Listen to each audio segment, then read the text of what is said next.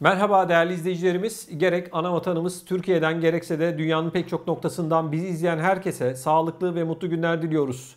Meslektaşım Şükrü Kamber'le birlikte bugün tüm Avrupa'yı bekleyen, dünyayı bekleyen çok önemli konuları ele alacağız. Bildiğiniz üzere Amerika Birleşik Devletleri'nde Trump yeni başkan oldu.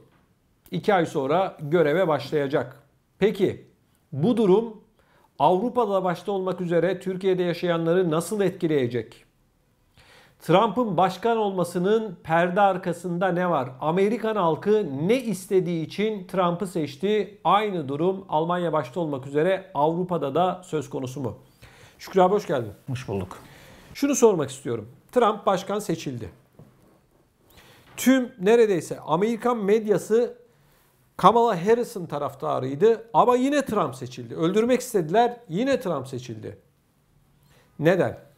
Kamuoyu anketlerine baktığında Kamala Harris'in seçileceği neredeyse ittifak halindeydi. Arada da bir ayıp olmasın diye belki ihtimalen Trump olur da diyenler vardı. Ama beklenenin ötesinde ezici bir fark elde etti. Şimdi genellikle ne bekleniyordu? Çok böyle %1'lik, %0,5'lık hatta bindelik farklarla bir adayın kazanacağı gibi bir hava vardı. Ama şu an geldiğimiz noktada Amerikan toplumunun ciddi bir reaksiyonu oldu. Şimdi bunu sadece ekonomik nedenlerini açıklamak işin en kolay tarafı. Çünkü Trump da birinci dönemini kaybederken genellikle pandemi sürecini yanlış yönettiği ve ekonomik sebepler gösterilmişti. Peki ekonomik sebeplerden giden bir başkanın tek başına ekonomik sebeplerle yeniden seçim kazanması düşünülebilir mi? Mutlaka ekonomi her yerde belirleyicidir ama bir başka gerçek daha var. Amerikan toplumu evet çok karışık bir toplumdur ama ana nüvesi Hristiyan, Katolik, beyaz toplumdur, belirleyici kısmı bunlardır. Azınlıklar veya azınlık demeyelim de farklı milletlerden insanlar veyahut da işte siyahi vatandaşlar da çok ciddidir ama bunların çoğu da gene Hristiyan ve Katoliktir. Fakat Amerika'da hakim zihniyet, Amerika'yı ve dünyayı yöneten hakim zihniyet, Birleşmiş Milletler eliyle, UNESCO eliyle, Dünya Sağlık Örgütü eliyle erkek ve kadından oluşan insan cinsinde farklı cinsiyetleri de normalleştirmek için genel bir çaba içerisinde. Bütün filmlerde erkek ve kadının dışında hep ikinci, üçüncü farklı cinsiyetlerin çok fazla popüler bir biçimde öne çıkartıldığı ve bunların övüldüğü öne çıkıyor. Trump'ın daha burada aileye yönelik Amerika'da ve bütün dünyada, şimdi özelinde tabii Amerika'yı konuştuğum için oraya söylüyoruz, aileye yönelik ciddi bir karşı atak var. Herkes görüyor bunları. Yani izlediğiniz bütün sosyal medya mecralarında, şunlarda, bunlarda, filmlerde, dizilerde, her yerde çok ciddi bir atak var. Amerikan toplumunda da bu konuda ellerinden bir şey gelmeyen fakat ilk defa da doğru düzgün bu konuda net bir vaatte bulunan bir lider oldu Trump. Trump geldiğinden beri bu dediğimiz kadın ve erkek dışındaki cinsiyet farklılıklarının yani işin hastalık boyutu, mecburiyet boyutu bir farklılık ama cinsel hayatın ya da insan yaşamının sanki özgürlük alanıymış gibi sunulmasına karşı Trump'ın çok ciddi bir duruşu var ve kendisi aslında çok iyi bir aile babası sayılmaz ama önemli olan siyasetçinin biz ne dediğine bakacağız. Aileyi önceleyen bir duruş olduğu için dünyaya yayılmak istenen bu yeni dünya düzeninde cinsiyetsiz toplum projesine karşı Amerikan toplumunun büyük bir reaksiyonla Trump'ın yanına durduğunu görüyoruz. Evet, şimdi Trump'ın tabii başkan seçilmesi demek dünyada bütün ülkeleri ilgilendiren, herkesi ilgilendiren bir durum. Evet, en değerli varlığımız ailemiz. Amerikan toplumunda şöyle bir tablo var. Herkes bireyselleşmiş vaziyette. Kapitalist sistem sizin hiçbir şekilde aileyle bir arada olmanıza müsaade etmiyor. Ekonomik nedenler başta olmak üzere. Şükrü abi söyledi, az önce dedi ya işte cinsiyetsizlik, üçüncü cinsiyet vesaire yani LGBT vesaireleri kastetti burada. Tüm medya Amerika'yı perde arkasında yöneten bu gizli güçlerin hepsi insanın doğasına, yaratılışına aykırı bir şekilde bu üçüncü, dördüncü cinste diyebiliriz bunlara. Bunlara yönelik ciddi yayınlar yaptılar. Ciddi bir pompalama durumu söz konusu oldu. Ne zaman ki Trump çıktı dedi ki bu aileyi parçalıyor, insanların yaratılışına aykırı bir durum dedi. O zaman anketlerde aslında yükselmeye başladı. Bunu da sakladılar. Kıymetli izleyicilerimiz, dünyayı yöneten bu gizli eller özellikle en değerli varlığımız olan aileyi sosyal medya üzerinden yok etmeye çalışıyorlar. Her şeyi normalmiş gibi insanlara gösteriyorlar. İşte Trump buna karşı çıktığı için seçildi. Öyle ya da böyle Amerika'da şöyle bir durum var.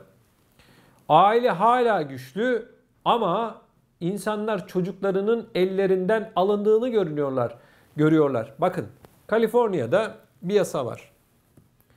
Okula giden çocuğun cinsiyetini aslında öğretmeni belirliyor. Anne babaya hiçbir şekilde sormadan ilgili kamu kuruluşuna başvuruyor ve o çocuğun cinsiyetinin öğretmenin istediği yönde oluşması için gerekirse sağlık tedavisine alınıyor. Bununla ilgili Şükrü abi sen o konuya daha iyi vakıfsın. Elon Musk var. Onun çocuğuna da aynısını yaptılar. Evet. Ne demek istersin? Elon Musk'ın çocuğuna senin çocuğunda problem var. İşte çocuğu erkek. Cinsiyet döneminde sorun var. Bunun kız olma, tam ergenlik çağında kız olması yönünde bir eğilim var deyip onun da iznini aldılar. Onun izninde ona hormon aşıları vurdular ve evet bir erkek çocuğunu kıza çevirdiler. Fakat Elon Musk aradan geçen 3-5 yıl sonraki kısa bir taramayla göreceksiniz kendisinin bu konuda kandırıldığını ve çocuğunun elinden alındığını ki şu anda 22 yaşında çocuk babasını reddetmiş durumda bahsedilen şu anda kız olan ve çok ahlaksız videolar çekiyor. Ben bir iki tanesini de gördüm. Bununla ilgili de büyük bir pişmanlık duyduğunu Elon Musk defalarca söyledi. Ve Twitter alma sebeplerinin başında da, şimdiki X olan Twitter alma sebeplerinin başında da bu bilgilerin pompalandığı mecralardan birisi olduğu için orada tam tersi bir duruş sergilemek için olduğu da ciddi anlamda dile getirildi. Hatta adam bunun için zaten para kazanan dünyanın şu anda en zengin kişisi para kaybetmeyi de göze aldı. Biliyorsunuz Twitter'ı aldığında reklam gelirleri %50 düştü. Buna tepki olsun diye adam Kaliforniya'da şirketinin merkezini Teksas'a taşıdı. Yani Teksas'ın aile yaşamını daha önemsediğini gördü. Daha muhafazakar bir bölge. Aslında Yani duruşu itibariyle demokrat bir kişi olmasına rağmen sırf bu yaşadıklarından dolayı Trump'ın biliyorsun Trump'tan sonraki kampanyasının en önemli figürü haline geldi. Hatta bazı yerlerde kampanyasına fiili maddi destek de sağladı. Dolayısıyla işte onların bu konunun altını fazlasıyla çizmiş olması Amerikan toplumunun Trump'a beklenenden ötesinde yönelmesinin en önemli etkenlerinden bir tanesi. Neden peki toplumda böyle bir travma var? Bununla ilgili çok güzel bir anekdot var. Bir dostum yakın zamanda Amerika'ya gitti. Amerika'da bir akademisyen aileyle, Amerikalı bir aileyle işte bir ortamda muhabbet ederlerken ailede şöyle bir sevinç dalgası oluşmuş. İşte ailenin 13-14 yaşındaki cinsiyetini hatırlamıyorum erkek veya kız olabilir. Karşı cinsle ilişkiye girmiş. Ve aile bunu sevinçle karşılıyor. Bunu da dile getirmişler. Arkadaşımız da tabi biliyor onların Katolik olduğunu. Onlara demiş ki ya siz Katoliksiniz.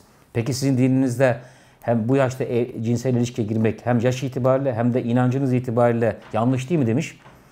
Akademisyen olan babanın söylediği cümle Amerikan toplumunun çaresizliğinin en önemli ve bugünkü tepkisinin en önemli işaret fişeği. Demiş ki adam %100 haklısınız. Bu hem zinaya girer hem de küçük yaşta ilişkiye girer ama artık çocuklarımızın doğdukları cinsiyetin o doğrultusunda erkek veya kız herhangi diğer deminden beri bahsettiğimiz diğer cinsiyetlere kaymadığını görmek, onların böyle olduğunu yaşamak bizim için zinadan ve şu anda yaşadığımızdan daha önemli bir tercih. Yani biz çocuklarımızın zina yapmasını, cinsiyetlerini değiştirmesini tercih eder hale geldik.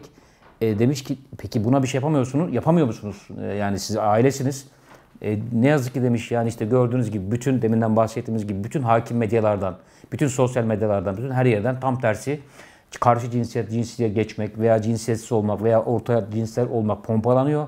Sanki normal sıradan dümdüz erkek ve kadın olmak aşağılanıyor. O yüzden biz geldiğimiz nokta itibariyle bundan mutluluk duyuyoruz demiş. Yani bunu belki birçok kişi, Avrupa'da da birçok kişi bunları yaşıyorlar. Sadece şimdi Amerika seçimlerini konuşuyoruz ama Avrupa'ya geldiğimizde yerel partilerin bugün faşist diye nitelenen partilerin yükselmesinin sebeplerinden bir tanesi bu. Bir küçük nokta daha var. Biraz uzadı video farkındayım ama dünyada Trump'ın söylediğini dile getiren birkaç lider var aslında. Mesela Tayyip Erdoğan bunlardan bir tanesi, bizim Cumhurbaşkanımız. Artı Putin bunlardan bir tanesi, Rusya Devlet Başkanı. Çin Devlet Başkanı bunlardan bir tanesi. Ve başka da liderler var. Ve hepsine ne deniyorduk farkında mısınız? Bütün aileyi savunan, Allah'ın yarattığı fıtrat üzere olan kadın ve erkeğin cinsiyetlerini savunan insanlara hakim uluslararası medya faşist, ırkçı, diktatör gibi benzetmelerle sürekli aşağılama çalışıyorum. İşte aynı vasıflara sahip Trump sadece benzer cümleleri kurduğu için Amerikan toplumunda bugün bütün dünyayı şaşırtan çok ciddi bir başarı kazandı. Bu şuraya geliyor. Evet, küresel bir yapı var. Bu yapı aileyi bozmak, cinsiyetleri değiştirmek, insanları cinsiyetsiz hale getirmek için elinden geleni yapıyor. Ama öte tarafta da insanı yaratan var. İnsanın yarattığı üzere olan bir fıtrat var. Biz inanıyoruz ki eninde sonunda fıtrat insanlığı bozmaya çalışana galip gelecektir. Bir birey diye bir şey çıkardılar mesela. O da bir birey, tamam, birey, ama anasına babasına kötü davranan, reddeden, ikinci gün 18 yaşına gelir gelmez hemen çantasını alıp evden çıkan, giden, böylesine anası babası öldüğünde, hastalandığında geriye bakmayan bir insanlık var. Sanki bir makineymiş gibi. İstediğiniz kadar zengin olabilirsiniz. İstediğiniz kadar sosyal imkanlarınız iyi olabilir, iyi bir statüde olabilirsiniz ama siz bir insansınız, makine değilsiniz. Ana babadan uzaklaştırılan bir insan ne oluyor? Yarın öbürsü gün kendi çocuğu olursa onun çocuğu da aynısı oluyor ve maneviyat sıfır.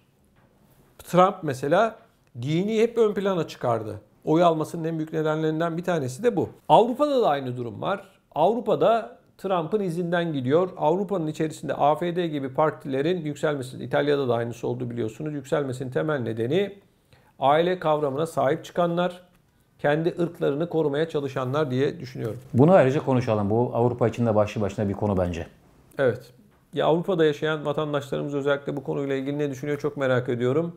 Yani bu üçüncü cinsle ilgili, bunun yanı sıra ırkçı dediğimiz partilerin yükselişiyle ilgili görüşlerinizi siz de videonun altında bulunan yorum bölümüne yazabilirsiniz. Şükrü abi teşekkürler. Ben teşekkür ederim. Evet değerli izleyicilerimiz, sizler de bu konuyla ilgili görüşlerinizi az önce ifade ettiğim gibi bu videonun altına yazabilirsiniz. Sizin görüşleriniz bizim için çok çok önemli. Sizden bir ricam var. Hala kanalımıza abone olmadıysanız bu videonun altında bulunan abone ol tuşuna basarak sizler de ücretsiz bir şekilde abone olabilirsiniz. Gerek ana vatanımız Türkiye'mizden gerekse de dünyanın pek çok noktasından bizi izleyen herkese sağlıklı ve mutlu günler diliyoruz. Hoşça kalın.